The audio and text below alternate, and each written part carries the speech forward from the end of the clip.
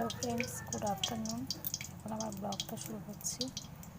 তো আজকে হবে বাঁধাকপি চচ্চড়ি, ডাল, পটল ভাজা। ভাত হয়ে গেছে আর পটল ভাজা হয়ে গেছে। আর এখানে আলু ভাজা হয়ে গেছে, টমেটো কেটে রেখেছি। এই চিংড়ি মাছটা ভাজবো।